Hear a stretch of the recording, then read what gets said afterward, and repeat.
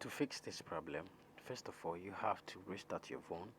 When you've restarted your phone and it's not working, what you have to do is to go to your phone menu and try to search for the Lloyds Bank app.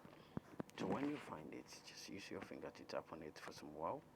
Then after that, you have to tap this section over here.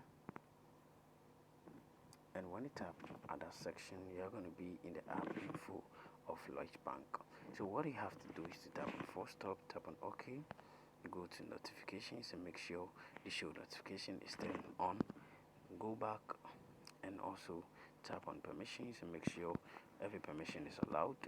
After that, go back, tap on storage and cache, tap on the clear cache to clear the cache. Go back, tap on mobile data and Wi-Fi and make sure this background data is turned on like this. After doing all this, what you have to do is to check Google Play Store. So when you check Google Play Store and you can find open over here, just leave it like that and restart your device.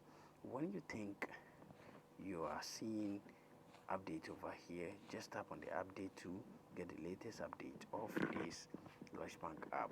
So after doing this, you have to restart your device, and when you restart your device and it's still not working, what you have to do is to just contact the developer over here.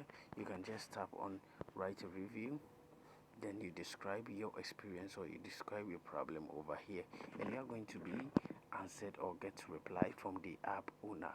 You can also get to this section where it says app support, tap over here, and you are going to get their email over here to contact the developer.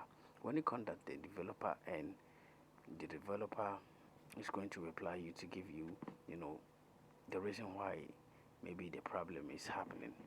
And this is how to fix this problem. See you in my next video. Thank you for watching this video.